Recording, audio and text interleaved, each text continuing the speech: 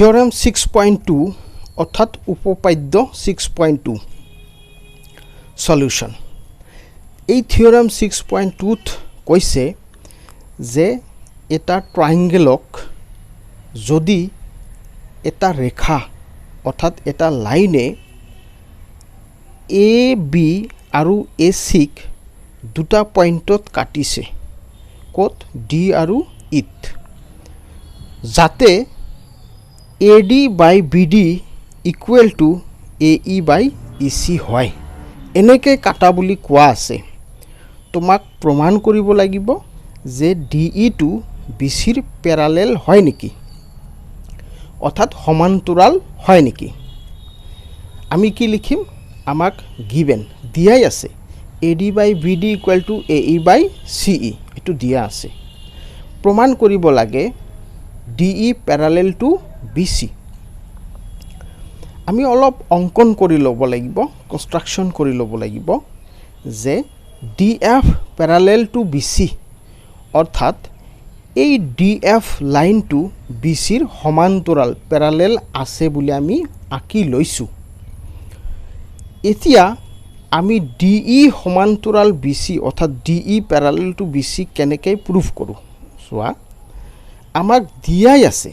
যে AD by BD equal to AE by CE given অর্থাৎ প্রদত্ত, কিন্তু আমি জানো যে DF প্যারালেল টু BC, আমি DF প্যারালেল টু BC অঙ্কন কৰি লৈছো বাই কনস্ট্ৰাকশন অৰ্থাৎ অঙ্কন মতে। তো যদি DF প্যাৰালেল টু BC হয় তেন্তে আমি কি পাম, এই প্যাৰালেল আগৰ থিওৰেম 6.12 পাইছা যে যদি DF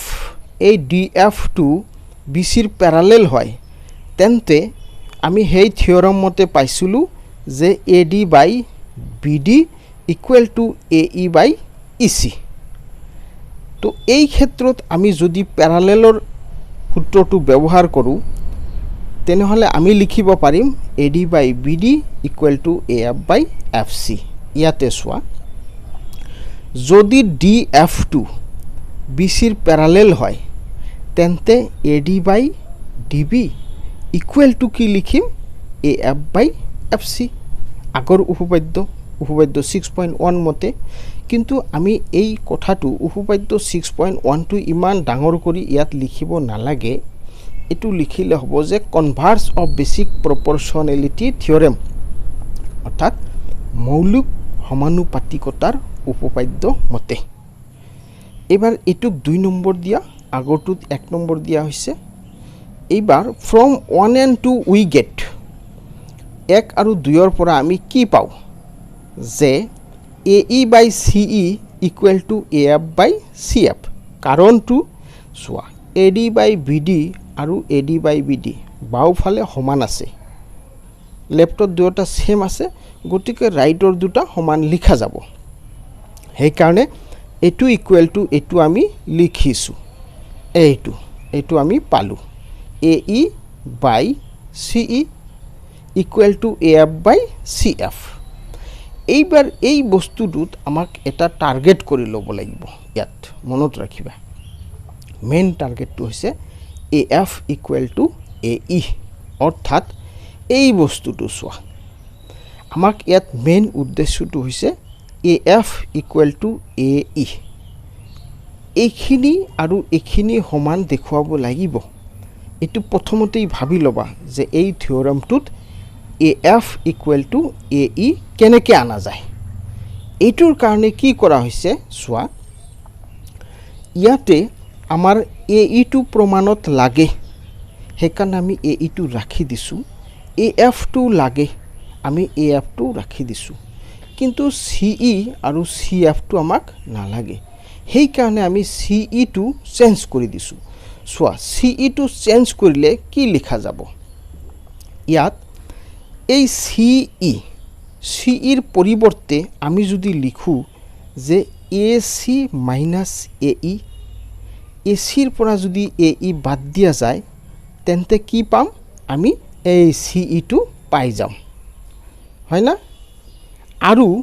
CF এবাৰ CF-টোক চেঞ্জ কৰি দিয়া এইটো AC মাইনাছ AF এইটো চোৱা এই CF-টো চেঞ্জ কৰি দিছো আমি এই CF-টো CF-ৰ পৰিৱৰ্তে আমি কি লিখিম AC-ৰ পৰা AF বাদ দি দিছো এইটো চোৱা AC-ৰ পৰা AF বাদ দিছো এইবাৰ চোৱা ওপৰত এইটো আমি অলপ চেঞ্জ কৰি লৈছো এইটো উল্টাই দিছো এইটো তলৰটো ওপৰত দিছো ওপৰটো তলত দিছো কিয় কৰিছো এনেকুৱা চোৱা যদি তলত দুটা বা তিনিটা টাৰ্ম থাকে আৰু ওপৰত এটা থাকে তেন্তে আমি কেনসেল কৰিব নোৱাৰো একো কৰিব নোৱাৰো সেই কাৰণে আমি এটো ওপৰত দিছো এটো তলত আনিছো এইটো চোৱা AC minus AE by AE উল্টাই দিছো AC minus AF by AF হেতু উল্টাই দিছো এইবাৰ চোৱা এটো আমি ভাঙি লিখিব পাৰো AC by AE লিখা যাব minus AE by AE লিখা যাব AE by AE আৰু এটো চোৱা AC by AF লিখা যাব আৰু AF by AF এইটো চোৱা AC by AF minus AF by AF এইবাৰ কি হৈছে চোৱা এটো ক্যান্সেল কৰিলে 1 থাকে এটো ক্যান্সেল কৰিলে 1 থাকে তো AC by AE টো থাকিল এটো ক্যান্সেল কৰিছে 1 এটো থাকিল আৰু এটো ক্যান্সেল কৰিলে 1 পোৱা গৈছে গতিকে এইখিনিত আহি পালো এবাৰ 1 ক্যান্সেল কৰি দিয়া AC by AE equal to AC by AF থাকিল এইবাৰ চোৱা AC ও ক্যান্সেল কৰা যাব উপরে উপরে সমান আছে ক্যান্সেল তো 1 থাকিব 1 by AE থাকিব 1 by AE equal to 1 by AF থাকিল এইবাৰ চোৱা AE equal to AF লিখা যাব কাৰণ এটো আমি উল্টাই দিব পাৰো এটো উপৰত দিছো উপৰত দিছো AE equal to AF এইবাৰ আমাৰ চিত্ৰটোত চোৱা কি আছে AE equal to AF AE equal to AF এটো কোনোদিন সম্ভৱ হয় নেকি এটো সম্ভৱ নহয় AE equal to AF এটো সম্ভৱ হ'ব যদিহে এই E পইণ্টটো F ৰ ওপৰত থাকে তেতিয়াহে এই AE equal to AF টো সমান বুলি কোৱা যাব সেই কাৰণে আমি কৈছো যে এই বস্তুটো সম্ভৱ নহব it is not possible ই সম্ভৱ নহয় কিন্তু it is possible if DE lie on DF অর্থাৎ ই সম্ভৱ হ'ব যদি DE DF ৰ ওপৰত থাকে এইবাৰ চোৱা ইয়াত চোৱা যদি DE টু DF ৰ ওপৰত দিয়া যায় তেন্তে AF equal to AE অৰ্থাৎ E টু যদি F ৰ ওপৰত থাকে তেন্তে AF equal to AE হ'ব যদি ইটো ইয়াৰ ওপৰতেই থাকে তেন্তে কি হ'ব DE টু ইয়াৰ প্যাৰালেল হ'ব কাৰণ আমিতো ধৰি লৈছো না DE প্যাৰালেল টু BC অঙ্কন মতে DE যদি BC ৰ প্যাৰালেল অৰ্থাৎ সমান্তৰাল হয় আকৌ এই লাইনটো যদি ইয়াৰ ওপৰ দি থাকে দেন ইটো ইয়াৰ প্যাৰালেল সেই কাৰণে কোৱা হৈছে যে DE প্যাৰালেল টু BC